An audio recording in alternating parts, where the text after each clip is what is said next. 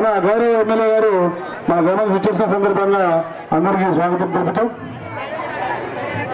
ఈరోజు parliament election సందర్భంగా మన గ్రామానికి విచ్చేసినటువంటి ఎమ్మెల్యే గారిని మన మండలి తరఫున అలాగే అబ్జంపల్లి గ్రామం ఎలక్షన్ భాగంగా మన నాయకుడు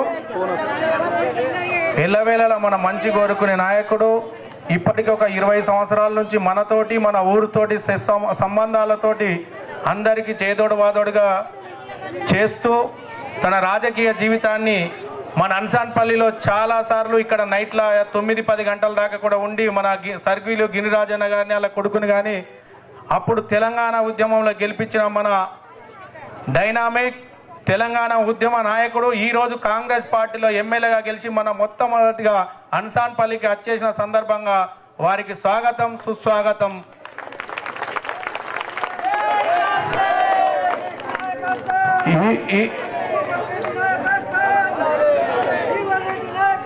భాగంలో పార్లమెంటు గురించి మన అభ్యర్థి జీవన్ రెడ్డి గారు నిల్చున్నారు. ఆయన కొన్ని కారణాల వల్ల రాలేకపోయారు. ఇక మీరు ఎమ్మెల్యే సాబ్ ఉన్నారు, మీరే చూసుకోండి అని చెప్తే సార్ ప్రత్యేకించి మన ఊరు ఖచ్చితంగా రావాలా, ఫస్ట్ నుంచి రాలేను, అప్పుడు ఇబ్బందులు ఉండేయని చెప్పి ఈరోజు వచ్చిర్రు. దయచేసి ఈరోజు కాంగ్రెస్ గవర్నమెంట్ అధికారంలో ఉన్నది కాబట్టి జీవన్ రెడ్డి గారు మంచి నాయకుడు కాబట్టి కాంగ్రెస్ తరపున నాయకునిగా ఆయన పార్లమెంటుకు అభ్యర్థిగా నిలబెట్టిర్రు. అందుకు భాగంలో మన ఎమ్మెల్యే గారు వారికి ఎంతో చేదోడు వాదోడుగా చేస్తూ ప్రచారంలో ముందున్నారు. ఈరోజు ఈ కార్యక్రమానికి గవర్నమెంట్ వచ్చిన నుంచి మీకైతే తెలుసు ఎంతో మేలు జరుగుతున్న అమ్మలక్కలకు. ఎందుకనంటే ప్రతి దానికి అమ్మలే ముందు అక్కలే ముందు, ఇంటికి దీపం అన్నట్టు ప్రతి దానికి మీకే ముందు. కాబట్టి ఫస్ట్ మీకు చేసింది ఏంటంటే బస్ ఫ్రీ చేశారు, కరెంటు బిల్లు, రెండోది ఆరోగ్యశ్రీ, మూడోది గ్యాస్ సిలిండరు, ఇంకా 4 రోజులు అయితే గృహలక్ష్మి అనే పేరుతోటి మన ఊళ్ళో 10 ఇండ్లు అవుతున్నాయి. ఆ 10-12 ఇండ్లకు కూడా సార్ మొన్న చెప్పిండు, పేదవాడు ఫస్ట్ పేదవాడికి ఇచ్చినాకనే వేరే వాళ్ళకి ఇద్దామని చెప్పిండు. పేదవాళ్ళు ఇల్లు కట్టుకుంటారు, వాళ్ళకి ఖచ్చితంగా 5 లక్షల రూపాయలు మంజూరు చేస్తా అని చెప్పిండు సారు. రెండోది ఈ కాంగ్రెస్ ప్రభుత్వాన్ని ఎంచుకున్నందుకు అందరూ ఈసారి కూడా మన జీవన్ రెడ్డి గారిని గెలిపిస్తే సార్ కూడా ఏం చెప్పినంటే మీ విలేజ్లో సమస్యలు ఏమున్నాయి నాకు చెప్పు. మీ విలేజ్ పెద్ద మనుషులు వచ్చిన రోజు సమస్యలు 3 చెప్పిరు సార్. ఒకటి బైపాస్ రోడ్డు, రెండోది మురికి కాలువ బయటకు వెళ్ళడానికి, మూడోది పోడి భూమి సమస్యలు ఉన్నాయి. కొన్ని ఫారెస్ట్లో వెళ్ళిపోయిన భూములు ఇది ఉన్నాయి కాబట్టి ఆ భూముల సమస్య చెప్పిర్రు.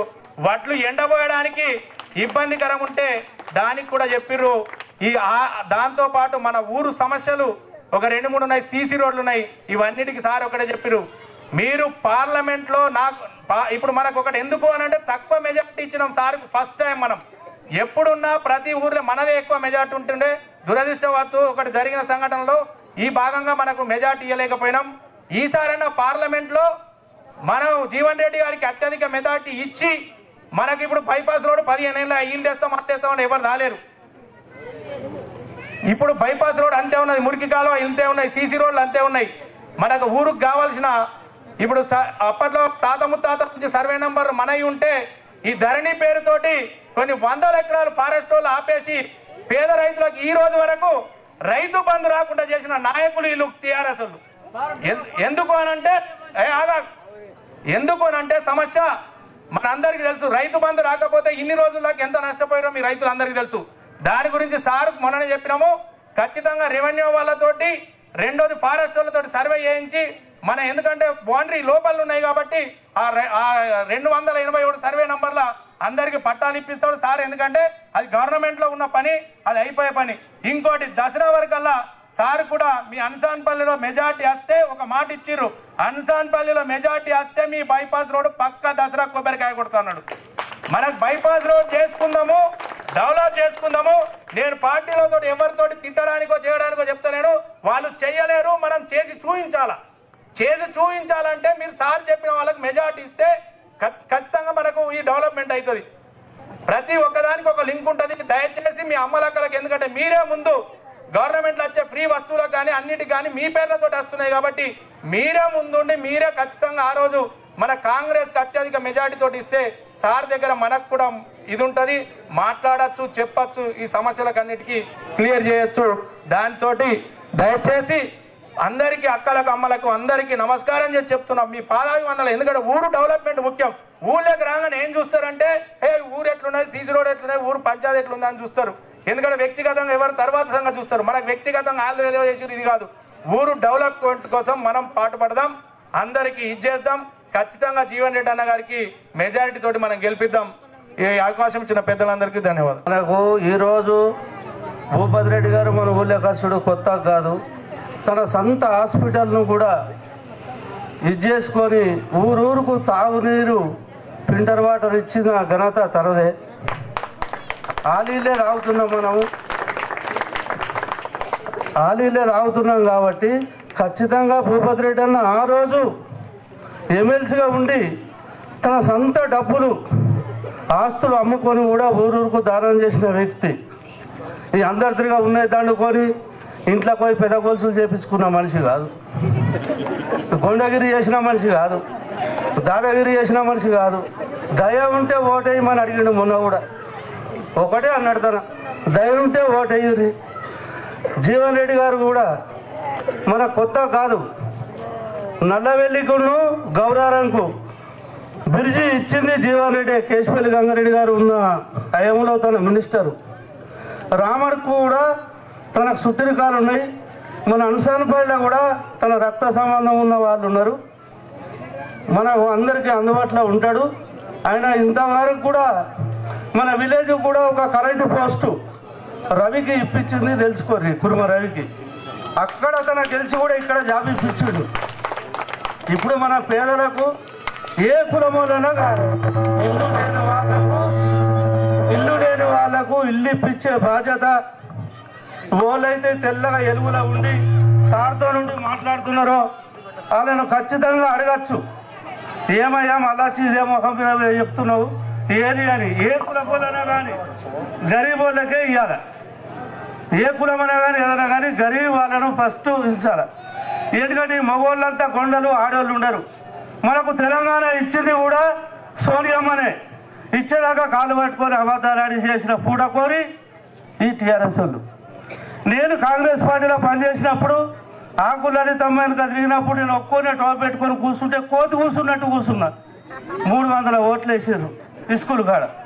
నేను అప్పటి నుంచి ఇప్పటిదాకా అదే పార్టీ, అదే కాంగ్రెస్. ఖచ్చితంగా దయచేసి భూపతి రెడ్డి అన్న గారి తరఫున, మన జీవన్ రెడ్డి గారి తరఫున మీరు ఆలోచించి ఇంతకుముందు చేసిన పనులు కూడా మనం ఆలోచించుకొని ఖచ్చితంగా మనము చేతు గుర్తుకు ఓటు వేయవలసింది ఉన్నది. దయచేసి మీ అవకాశం ఇచ్చినందుకు అందరికీ ధన్యవాదాలు.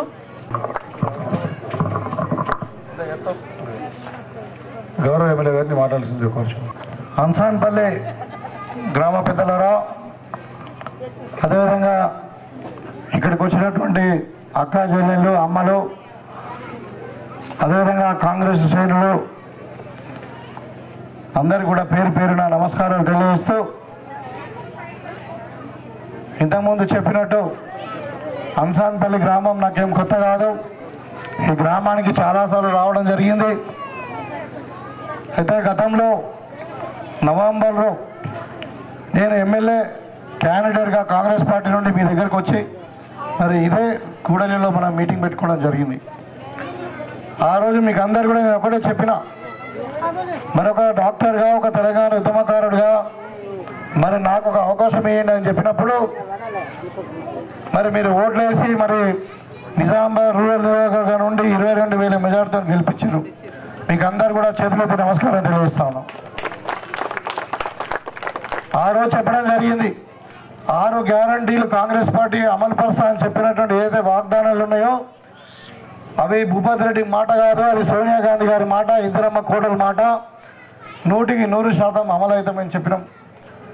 మరి అమలు అయినాక అంటే ప్రభుత్వం వచ్చిన తర్వాత మీకు అందరు కూడా తెలుసు, 7వ తారీఖు నాడు డిసెంబర్ మన ప్రియతమ నాయకుడు రేవంత్ రెడ్డి గారు ముఖ్యమంత్రిగా లాల్ బహదూర్ స్టేడియంలో సోనియమ్మ సమక్షంలో ప్రమాణ స్వీకారం చేసిన తర్వాత మొట్టమొదటి సంతకం అభయస్థ పేరు మీదనే 6 గ్యారెంటీల మీద పెట్టిండు. 2 రోజులకు సోనియా గాంధీ గారి బర్త్డే వచ్చింది, డిసెంబర్ 9. మరి సోనియమ్మ తెలంగాణ ఇచ్చినటువంటి తల్లి, మరి ఆమె బర్త్డే రోజు మన మహిళా సోదరిమణులకు అక్క చెల్లెలందరికీ ఏదైనా గిఫ్ట్ ఇవ్వాలని ముఖ్యమంత్రి గారు ఆలోచించి డిసెంబర్ 9వ తారీఖు నుండి మీకు అందరు కూడా ఆర్టీసీ బస్సు ఫ్రీగా చేయడం జరిగింది. ఇవాళకి 4 నెలలైంది. ప్రతి గ్రామంలో మహిళలందరూ కూడా హైదరాబాద్ పోయిండొచ్చు, సమ్మక్క సరళక జాతరకు పోయిండొచ్చు, భద్రాచలం పోయిండొచ్చు, లేకుంటే మీ పిల్లలు కాలేజీలో చదువుకుంటే వాళ్ళని చూడడానికి పోయిండొచ్చు, షాపింగ్ పోయిండొచ్చు, లేకుంటే ఆడబిడ్డలు చదువుకునే వాళ్ళు కాలేజీకి పోయిండొచ్చు. ఏదున్నా ఇవాళ ఆర్టీసీ బస్సులో మీకు టికెట్ లేదు. ఇవాళకి 35 కోట్ల మంది మహిళలు ఆర్టీసీ బస్సుని వాడుకున్నారు. ఆ పైసలన్నీ ఎవరు కట్టిరు? కాంగ్రెస్ పార్టీ ప్రభుత్వం కట్టింది ఆర్టీసీకి మీ డబ్బులు. ఇవాళ ఆర్టీసీ లాభాలలో నడుస్తున్నాయి, ఇంతకుముందు నష్టాలలో ఉంటాయి. మీరు తిరగడం వల్ల మీ డబ్బులు పార్టీగా ప్రభుత్వం కట్టడం వల్ల ఇలా లాభాలలో నడుస్తుంది. అదేవిధంగా ఆరోగ్యశ్రీ పథకాన్ని కూడా మొత్తం నిర్వీర్యమైపోతుంది. పేదవానికి వైద్యం భారం అవుతుందని చెప్పి మరి 10 లక్షల వరకు పెంచడం జరిగింది. ఇవాళ మీరు హైదరాబాద్లో ఎంత పెద్ద హాస్పిటల్ కన్నా వెళ్ళండి, ఆరోగ్యశ్రీ ఉంటే ఆ హాస్పిటల్లో మీకు 10 లక్షల వరకు మెదడు ఆపరేషన్ కానీ, గుండె ఆపరేషన్ కానీ, ఇంకా ఏదైనా కానీ మీకు ఫ్రీగా ఉచితంగా వైద్యం అందుతుంది. ఆ రోజు చెప్పినాం 2004లో రాజశేఖర రెడ్డి గారు వ్యవసాయ రంగానికి ఉచితంగా విద్యుత్ ఇచ్చిండు మొట్టమొదటి సంతకం పెట్టి.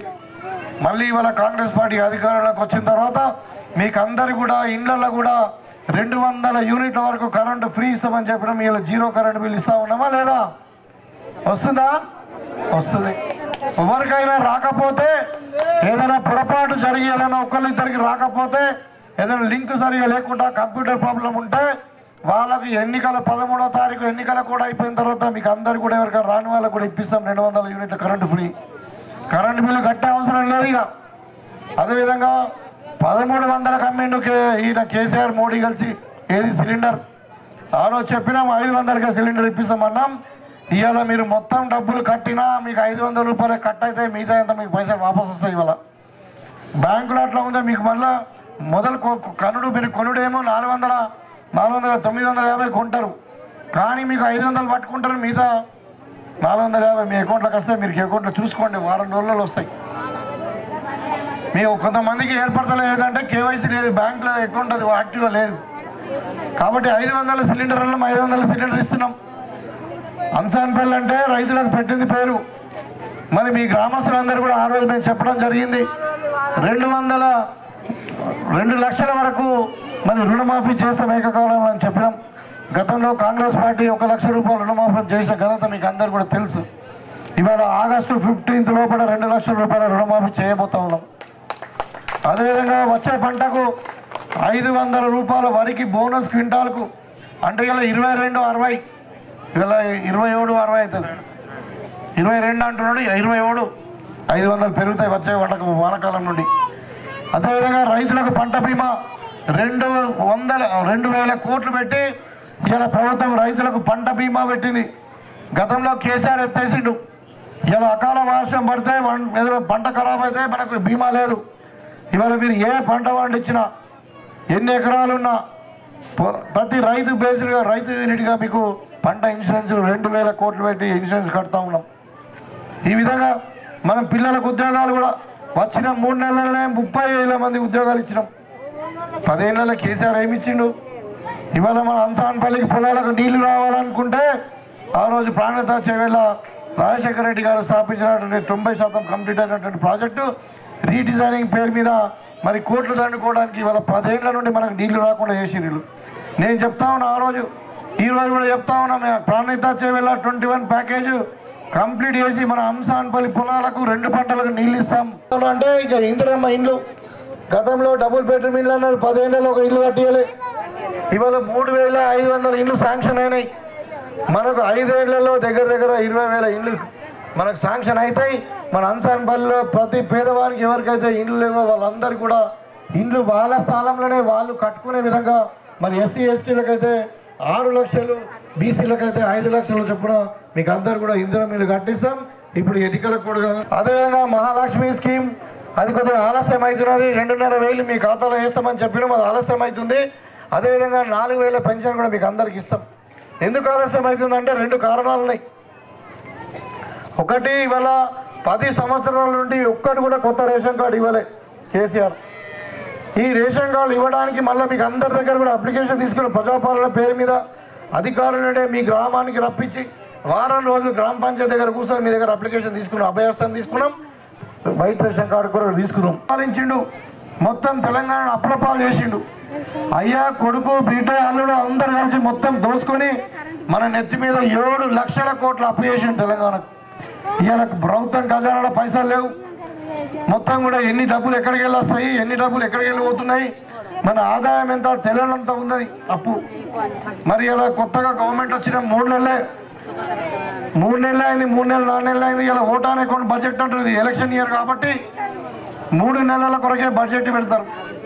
తర్వాత కేంద్రంలో ప్రభుత్వం ఏర్పడిన తర్వాత కేంద్రంలో కూడా మిగతా 9 నెలలకు బడ్జెట్ పెట్టిన తర్వాత మన దగ్గర కూడా 9 నెలలకు బడ్జెట్ పెడతారు. అప్పుడు అవి ఇవన్నీ వస్తాయి. కాబట్టి అందుకని లేట్ అవుతా ఉంది కేసీఆర్ పుణ్యమా అని.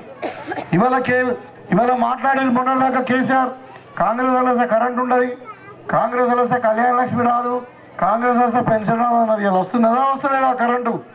మరి కరెంటు ఉచితంగా ఇచ్చిందే కాంగ్రెస్ పార్టీ. ఇలా ఇండ్లకు కూడా కరెంటు ఫ్రీగా ఇస్తున్నామని చెప్తా ఉన్నా. ఇవాళ టీఆర్ఎస్ మళ్ళా వస్తుంది. కేసీఆర్ ఏమంటున్నాడు, మొన్న పోయినసారి 9 ఎంపీ సీట్లు గెలిపిస్తే బీజేపీకి సపోర్ట్ చేసిండు. ఇవాళ అంటున్నాడు మళ్ళీ మేము కేంద్రంలో మంత్రి అవుతాం, కేంద్రంలో చక్రం తింటాం అంటున్నాడు. ఎట్లా అవుతాడు మంత్రి? కేంద్రంలో 272 సీట్లు కావాలి గవర్నమెంట్ రావాలంటే. మరి నాకు గెలిచే 1 సీటు 2 సీట్లు అది కూడా వస్తాయో రావో తెలియదు. మాట్లాడుతున్నాడంటే ఈయన బీజేపీ కలిసే ఉన్నారు. టీఆర్ఎస్ బీజేపీ ఒకటే. ఇవాళ మనం చూసినాం బాజిరెడ్డి గోవర్ధన్ 10 ఏళ్ళు ఇక్కడ ఎమ్మెల్యేగా ఉన్నాడా? ప్రభుత్వం వాళ్ళదే ఉండే కదా. మరి చెయ్యంగా ఎవరవుతున్నారు? 10 ఏళ్ళు చెయ్యనోడు మనం ఓడగొట్టిన వ్యక్తి మళ్ళా ఎంపీగా నిలబడి మళ్ళా అది గెలిపియండి నేనేదో చేస్తానంటున్నాడు. మనం నమ్ముదామా? కేసీఆర్ బిడ్డ ఎక్కడున్నది? ఇలా ఎక్కడుంది కేసీఆర్ బిడ్డ? కవిత జైల్లోనే. ఎందుకున్నది? లిక్కర్ వ్యాపారం చేసింది. ఇలా ఫోన్ ట్యాపింగ్ అంటున్నారు. ఫోన్ ట్యాపింగ్ చేసి ఎవరేం చేస్తున్నారు? ఈవెన్ భార్య భర్తలు మాట్లాడుకున్నది కూడా ట్యాపింగ్ చేస్తూ ఉన్నారు ఈ టీఆర్ఎస్ వాళ్ళు. ఇవాళ ఫోన్ ట్యాపింగ్లో తెల్లారి కేసీఆర్ కూడా జైలుకు పోయే ప్రమాదం ఉంది. ఇక కేటీఆర్ పిల్లలు ప్రశ్నపత్రాలు కూడా అమ్ముకుంటున్నారు. ఈ రకంగా వాళ్ళ కుటుంబ నేపథ్యం చూస్తే కేసీఆర్ ఏమో ధరణి పేరు మీద భూములు అమ్ముకుంటున్నాడు, ఈయననేమో పేపర్లు అమ్ముకుంటున్నాడు, కవితనేమో లిక్కర్ అమ్ముకుంటుంది. ఆ కుటుంబానికి మళ్ళీ గోవర్ధన్ కుటుంబం ఇక అయ్యా కొడుకు ఈ 10 ఏళ్ళు దోచుకున్నా సారని మళ్ళా మనం తీసి ఓడగొట్టి ఇంటికి పంపిస్తే మళ్ళీ వీళ్ళు వచ్చి ఓట్లు అడుగుతా ఉన్నారు. మీరు దయచేసి టీఆర్ఎస్కు ఓటు వేస్తే అది మోర్లో ఓటేసినట్టే అవుతుంది. దయచేసి ఎట్టి పరిస్థితుల్లో ఓటు వేయకండి టీఆర్ఎస్. ఇలా బీజేపీ అందరు అంటున్నారు, ఏమంటున్నారు? అరవింద్ అంటున్నారు. మరి పోయినసారి అరవింద్ ఏమైందయ్యా? నువ్వు గెలిపించినా కదా. అంతకుముందు ఏమన్నాడు ఆయన? నేను డి శ్రీనివాస్ కొడుకుని, మా తండ్రికి అన్యాయం జరిగింది, మరి నా ముఖం చూడాలంటే అప్పుడు అందరూ మంచిగా చెడు ది శ్రీనాన్న కొడుకు అని వేసినాక ఏమైంది? 5 ఏళ్లలో ఒక్కసారైనా మన అంశాన్పల్లికి వచ్చిందా? ఏ గ్రామానికన్నా వచ్చిందా? ఎక్కడైనా ₹1 ఇచ్చిందా డెవలప్మెంట్కు? మరి ఎవరినైనా మంచి చెడుకు వచ్చిందా? రాలే. మన ముఖం చూడలే 5 ఏళ్ళు. ఇయ్యాలంటుడు ఏమయ్యా అరవింద్ 5 ఏళ్ళు గెలిచినావు, ఏం చేయలే కదా, మరి మళ్ళీ ఎందుకు ఓట్లాడుతున్నావు అంటే లేదు నా ముఖం కాదు మోడీ ముఖం చూడమంటున్నాడు. మోడీ ముఖం చూసి ఈయనకు ఓటేయాలంట. మేము అడుగుతా ఉన్నాం, మోడీ గారు బనారస్లో నిలబడ్డాడు, మాకు నిజామాబాద్ ఎంపీ ఎవరో చెప్పాలి. మరి మోడీ గారిని ఇక్కడ నిలబడమనండి, అప్పుడు ఆలోచిస్తాం ఇద్దామా అద్దా అన్నది. కానీ నువ్వు 5 ఏళ్ళు ఏం పని చేయలే, ఏం పట్టించుకునిలే, ఇంటికి పోతే కూడా మాట్లాడలేదు. మరి నీకు ఎందుకు ఓటేయాలంటే దానికి సమాధానం లేదు. ఇవాళ మోడీ గారు ఏమంటున్నారు? 10 ఏళ్ళు వాళ్ళే ఉన్నారు కదా, కేంద్రంలో ప్రభుత్వం మోడీ గారిదే ఉంది కదా. ఆ రోజు ఆయన ఏం చెప్పిండు? రైతులకు ఆదాయం రెట్టింపు చేస్తా అన్నాడు. ఇవాళ ఆదాయం రెట్టింపు అయిందా? ఖర్చు రెట్టింపు అయింది. పెట్టుబడి అప్పుడు 15,000 అయ్యేది 30,000 అవుతుంది ఎకరానికి ఖర్చు. ఆదాయం రెట్టింపు కాలే. చదువుకున్న పిల్లలకు 2 కోట్ల మందికి ఉద్యోగాలు ఇస్తా అన్నాడు. ఒక్క ఉద్యోగం రాలే, ఉన్న ఉద్యోగాలు ఊడిపోతున్నాయి ఇప్పుడు. అదేవిధంగా పేదల ఖాతాలకు 15 లక్షల రూపాయలు స్విస్ బ్యాంక్లో నల్లధనం ఉన్నది చాలా వ్యాపారులది, వాళ్ళందరిది తీసుకొచ్చి నేను ప్రతి పేదవానికి 15 లక్షల రూపాయలు ఇస్తాను. ఏదన్నా ఒకటన్నా జరిగిందా? కాకపోతే మోడీ ఇవాళ 2 చేసిందయ్యా. ఒకటి దేశ సంపద.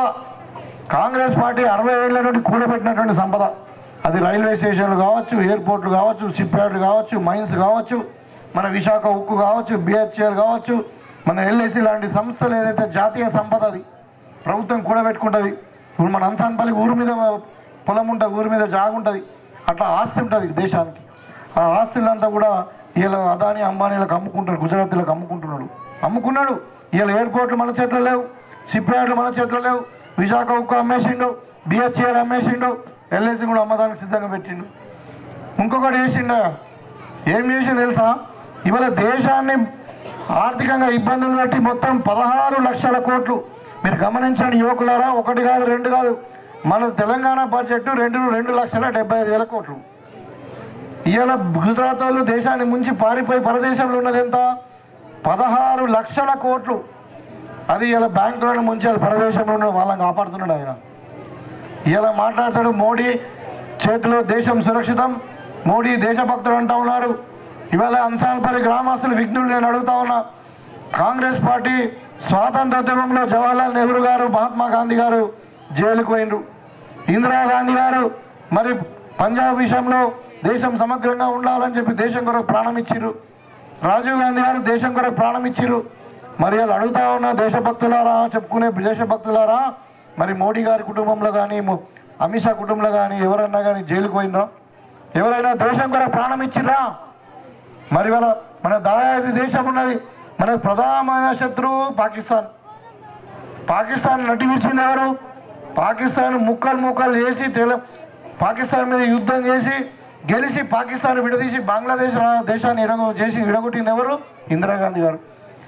బంగ్లాదేశ్ను విడగొట్టడం వల్ల, పాకిస్తాన్ 2 ముక్కలు చేయడం వల్ల ఇలా పాకిస్తాన్ భారతదేశం వైపు చూడలేకపోతుంది. మరి మోడీ గారు ఏమైనా చేసిండ్రా? ఏమైనా యుద్ధం చేసిండ్రా? పాకిస్తాన్ మీద గెలిచిండ్రా? మరి దేనికైనా సురక్షితం? 60 ఏళ్ళు దేశం సురక్షితంగా లేదా? ఇంకా రాముడు అంటున్నారు. రాముడు ఎప్పుడు పుట్టిండు అంటే మోడీ రాకన్నా ముందు మనం రాముడు జపం చేయాలి, ఆంజనేయ స్వామి మొక్కలేదా? ఇవాళ రాముడి పేరు మీద ఓట్లు అడుగుతా ఉన్నారు. నేను అడుగుతా ఉన్నా ఇక్కడ ఉన్నటువంటి అందరినీ కూడా, రాముడు అనేటోడు దేవుడు ఎక్కడ ఉండాలా? గుడిలో ఉండాలా? మనకు భక్తి ఎక్కడ ఉండాలా? గుండెల్లో ఉండాలా? ఇలా దేవుని తీసుకొచ్చి రోడ్డు మీద పెట్టి అక్షంతల పేరు మీద ఓట్లు అడుగుతున్నారే. ఇలా బాలరాముడి పెట్టిరు ఇక్కడ బనారస్లో, మన అయోధ్యలో. బాలరాముడికి వివాహం కాదు. మరి ఎప్పుడైతే అక్షంతలు ఎప్పుడు వంచారు? మన ఊళ్ళో గుడి కడతాం, ఏం చేస్తాం? ఒక దేవుని శిల్పాన్ని తెస్తాం, తెచ్చి దాన్ని నీళ్ళలో కడుగుతాం, బాగా నానబెడతాం, తర్వాత పాలలో కడుగుతాం. కడిగినాక 3 రోజులకు వేద పండితులు వచ్చి విగ్రహ ప్రతిష్టాపన చేసి ప్రాణ ప్రతిష్ఠ చేస్తారు. అప్పుడు అది రాయి పోయి దేవుడు అవుతాడు. అట్లా జరగనే లేదు. ప్రాణ ప్రతిష్ఠ కాలే అయోధ్యలో. బాలరామునికి వివాహమే కాలే. ఈ అక్షంతలు వంచి నెత్తి వేసుకొని ఓట్లు అడుగుతున్నాడు. ఎంత అన్యాయం ఇది! వీళ్ళు సనాతన ధర్మాన్ని ఎంత కించపరుస్తున్నట్టు లెక్క. ఇది వీళ్ళ పని చేసేది. టీఆర్ఎస్ అట్లా, ఇక మోడీ ఇట్లా. మరి అలా పార్లమెంట్ ఎన్నికలు వచ్చినాయి. మొన్న నేను అడిగిన ఇక్కడ వచ్చి ఓట్లు అడిగిన నన్ను గెలిపిమని. అదృష్టమో దురదృష్టవశాత్తు మరి మీరందరూ కూడా ఇక్కడ అంశాన్పల్లిలో నాకు మెజార్టీ రాలే. నాది 3వ పొజిషను. ఫస్ట్ బీజేపీకి వేసిండు, సెకండ్ టీఆర్ఎస్కి వేసిండు. అయినా కానీ నాకేం కోపం లేదు, ఎందుకంటే అంతా నా వాళ్ళు. నాకు ఓట్లు వేసిన వాళ్ళు నా వాళ్ళే, ఓట్లు వేయని వాళ్ళు నా వాళ్ళే. మీకు సేవ చేయడానికే ఇక్కడికి వచ్చినా అని చెప్పిన, ఆ రోజు చెప్పినా, ఈరోజు చెప్తా ఉన్నా. కానీ దయచేసి మీరు ఆలోచించండి. ఇవాళ ఏ పని కావాలన్నా కాంగ్రెస్ పార్టీ అధికారంలో ఉన్నది. ఇవాళ రాష్ట్రంలో 5 ఏళ్ళు ఉంటాం, మీరు మళ్ళా తలదాయిస్తే ఇంకా 5 ఏళ్ళు ఉంటాం. ఇవాళ ఏ పని కావాలన్నా మరి ఇక్కడ ఈ సమస్యలు చెప్పిరు. ఇవాళ బైపాస్ రోడ్ అడిగిరు. అదేవిధంగా మురికి కాలువ చెరువు కలవకుండా వేరే చేయమంటున్న డ్రైనేజ్. అదేవిధంగా పోడు భూముల సమస్య ఎక్కడికి వెళ్ళి వచ్చింది? టీఆర్ఎస్ ధరణి చేయబట్టి వచ్చింది. అసలు భూములు ఇచ్చింది ఎవరు? కాంగ్రెస్ పార్టీ. మరి ఆ పోడు భూముల సమస్య తీరాలన్నా ఇలా వడ్లార పెట్టడానికి భూమి కావాలంటున్నారు. మరి 2051లో గల భూమిని పట్టా ఇప్పిమంటున్నారు. గ్రామ దేవత వద్దకు వెళ్ళడానికి రోడ్డు కావాలంటున్నారు, బ్రిడ్జి నిర్మాణం అంటున్నారు, గ్రామంలో సీసీ రోడ్లు అంటున్నారు. ఇదే కాకుండా ఏదైనా తెల్లారి కళ్యాణ లక్ష్మి కావాలన్నా, ఇందిరమ్మ ఇండ్లు రావాలన్నా, వైట్ రేషన్ కార్డు కావాలన్నా, ఇంకా ఏ పదైనా ఎవరు చేస్తారు? ప్రభుత్వంలో ఉన్న వాళ్ళు చేస్తారు. మరి మీరు రాబోయే ఎన్నికల్లో ఇప్పుడు 13వ తారీఖు ఎన్నికుంది. మీరు కాంగ్రెస్ పార్టీకి ఓటేసి మన జీవనన్న ఈయన గురించి చెప్పాలా? కాంగ్రెస్ పార్టీ, ఇందిరమ్మ పార్టీ, మరి సోనియా గాంధీ గారు ఈ పెద్ద మనిషిని పెట్టిన మన కాంగ్రెస్ పార్టీ ఎంపీగా. ఎంపీ అంటే ఎవరు? పార్లమెంట్, మన దేశాన్ని పరిపాలించేటువంటిది. మొన్న నేను నిలబడ్డది రాష్ట్రానికి నిలబడ్డా. ఇలా కేసీఆర్ని గద్దెదించినాం, మనము రేవంత్ అన్నని సీఎం చేసుకున్నాం. ఆడ కూడా అంతే, మోడీని గద్దెదించాలా. ఇందిరమ్మ మనమడు మరి ఆయనను మన ప్రధానమంత్రి చేసుకోవాల్సిన అవసరం ఉంది. కాబట్టి ఈయనకు ఓటేసి గెలిపించాలా. గెలిపిస్తే అప్పుడు మీకు ధైర్యం పెడితే నా దగ్గరకు వచ్చినా, సార్ మేము ఎన్నికల్లో మీకు ఓట్లు వేసాం, మీ పార్టీకి నాకు గట్టిగా పనిచేసి పెట్టండి అని మీ వాళ్ళు కూడా గట్టిగా అడగలుగుతారు. నేను ఏమకుండా చేస్తా పని, కానీ కొంచెం ఇబ్బందికరంగా ఉంటుంది, బాధ అవుతుంది. మీరు ఓట్లు వేరే ఒక పార్టీకి వేసి పనికి ఒక దగ్గరికి వస్తే కొంచెం ఇబ్బంది అవుతుంది. మీరు దయచేసి పెద్ద మనసుని అర్థం చేసుకోండి. అంటే ఆ పరిస్థితి రానియకుండా మీరు చూడండి. ఇవాళ మోడీ గారు ఏమంటున్నారు, మళ్ళా మీకు అందరు కూడా తెలియాలా, 400 ఇవ్వండి అంటుంది. సరే, అక్కడ ప్రభుత్వం రావడానికి 272 కావాలా. మరి 400 ఎందుకు అడుగుతున్నాడా అంటే, 400 ఇస్తే రాజ్యాంగాన్ని మార్చేయచ్చు. బాబాసాహెబ్ అంబేద్కర్ గారు రచించినటువంటి మన రాజ్యాంగాన్ని మార్చేసి ఇవాళ బీసీలకు, ఎస్సీలకు, ఎస్టీలకు రిజర్వేషన్లు తీసేస్తా అంటున్నాడు. మరి కాంగ్రెస్ పార్టీ ఏమంటున్నది, బీసీలకు, ఎస్సీలకు అందరు కూడా రిజర్వేషన్ కంటిన్యూ చేయాలి.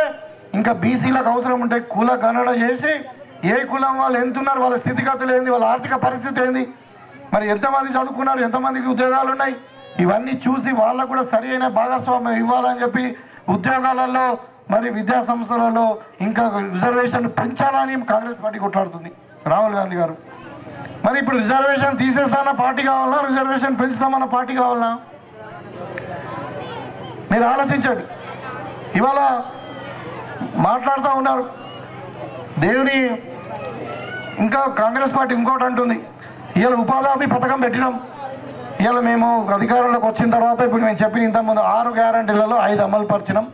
ఇంకా 1, 2 ఉన్నాయి, ఇంకొక 3-4 నెలల్లో మేము అమలు పరుస్తామని చెప్తున్నాం. ఇవాళ రాహుల్ గాంధీ గారు క్లియర్గా ఈ 5 గ్యారంటీలతో ముందుకు వచ్చిండు. మన తుక్కుగూడలో వచ్చి ప్రకటించిపోయింది ఇది రాహుల్ గాంధీ గారు. ఉదాహరణకి ఇలా మహిళా సోదరిమణులు ఉన్నారు, వాళ్ళందరూ కూడా ఒక కుటుంబంలో ఒక మహిళకు ₹1,00,000 మీకు బ్యాంకుల అకౌంట్లో వేస్తా అంటున్నాను. అది కాకుండా ఉపాధి హామీ కూలీ ఉంది. ఉపాధి కూలీ ఎందుకు పెట్టాము, పేదవాళ్ళు ఉన్నారు, భూమి లేని వాళ్ళు ఉన్నారు, రైతులకు వ్యవసాయం పండనప్పుడు లేనప్పుడు వాళ్ళు 100 రోజుల పని పోతే, గుట్ట పనికి పోతే వాళ్ళకు 3 పూటలు అన్నం దొరుకుతుందని చెప్పి ఉపాధి హామీ పథకం సోనియా గాంధీ గారు పెట్టిండ్రు. అప్పుడు 10 ఏళ్ల కింద ₹150 ఉండే. ఇవాళ 10 ఏళ్ళు అయిన తర్వాత కూడా ₹150 కూడా వస్తలేవు. మీకు అందరు కూడా ఇప్పుడు పోతున్నారు కదా, ఇప్పుడు ఎండాకాలం గుట్ట పనికి పోతున్నావు తాత, ఎంత వస్తున్నది మరి, అదే పైసలు వేస్తలేవు అంటున్నాడు. ఇవాళ రాహుల్ గాంధీ గారు ఏమంటున్నారు, ఉపాధి హామీ కూలీలకు రోజుకు 400 చేస్తా అంటున్నాడు. ఎంత? 400. మరి ఇలా మీరు 100 రోజులు పోతే ఎన్ని వస్తాయి, మీకు 40,000 వస్తాయి. మీరు ఆలోచించండి. ఇలా పేదల గురించి, ఇలా మహిళల గురించి, ఇలా రిజర్వేషన్ గురించి, ఇలా రైతుల గురించి ఆలోచించినటువంటి, యువకుల గురించి ఆలోచించినటువంటి కాంగ్రెస్ పార్టీ ఒకవైపు మరి రిజర్వేషన్ తీసేస్తా, రాజ్యాంగాన్ని మార్చేస్తా, ఇవాళ రైతులకు గిట్టుబాటు ధర ఇవ్వాలంటే చట్టం చేయమంటే చేస్తాను. మీకు తెలుసు ఇవాళ మొన్న ఎండాకాలం ఎంత ప్రాబ్లం అయింది. 10 కిలోలు కడత తీసినా లేదా, 10 కిలోలు కడత తీసినా లేదా అంతాన్పల్లి. ఇవాళ ఏమైనా ఉన్నదా? ఇవాళ లారీల ప్రాబ్లం లేదు, ఇవాళ అమాలి ప్రాబ్లం లేదు, లారీలు దించుకుంటున్నారు, రైస్ మిల్లు తీసుకుంటున్నారు. మన వారం రోజుల్లో పైసలు వస్తున్నాయా లేదా? మరి ఇది కాంగ్రెస్ పార్టీ. ఇలా ధర వేస్తామంటున్నాం. ఇన్ని చేసిన కాంగ్రెస్ పార్టీని మీరు ఆదరించాలా? ఇంకోటి 5 ఏళ్ళు మేమే ఉంటాం కాబట్టి మరి ఓట్లు ఒకరికి వేసి మరి కాంగ్రెస్ పార్టీ దగ్గర మరి పనులు అడిగితే కొంచెం ఇబ్బందికరంగా ఉంటుంది. అక్కలారా మీరు అందరూ ఆలోచించండి దయచేసి. మరి కాంగ్రెస్ పార్టీకి భారీ మెజారిటీ ఇచ్చి, మరి ఉన్న 3 బూత్లలో కూడా మెజారిటీ ఇచ్చి జీవన్ రెడ్డి గారిని గెలిపియండి. గెలిపిస్తే ఆయన కేంద్రంలో మంత్రి కూడా అవుతాడు, మనకు లాభం అవుతుంది, మంత్రి కూడా అవుతాడు. మరి మన ప్రాజెక్టులు కానీ ఏదంటే టకటక అయిపోతాయి. ఏదైనా ఫారెస్ట్ ప్రాబ్లం ఉన్నా, ఇంకేదైనా ప్రాబ్లం ఉన్నా అయిపోతుంది. కాబట్టి మీరందరూ కూడా ఆలోచించి నిర్ణయం తీసుకోవాలా. 13వ తారీఖు నాడు పొద్దున్నే ఓటుకు చేతి గుర్తుకు వచ్చి ఓటేయాలని చెప్పి కోరుకుంటూ కలిగొట్టలకు ఇచ్చినాం. ఇంతవరకు 10 మందికి ఇచ్చినాం మనం. ఇట్లా మీకు ఏదంటే వాళ్ళని ఆదుకోవడమే కాకుండా వాళ్ళ కుటుంబాలకు కూడా, వాళ్ళ భార్య ఉంటే భార్యకు లోను, మరి పిల్లలు ఉంటే పిల్లలకు ఫ్రీగా ఎడ్యుకేషన్ మన మోడల్ స్కూళ్ళలో, ఇవన్నీ కూడా ఏర్పాటు చేసినాం. కాంగ్రెస్ పార్టీ ఎప్పుడు కూడా పేదల గురించి ఆలోచిస్తుంది. మీకు గల్ఫీ బాధితులను ఆదుకుంటాం, అదేవిధంగా మరి బీడీ కార్మికులకు ఆదుకుంటాం, అందరినీ కూడా ఆదుకుంటాం.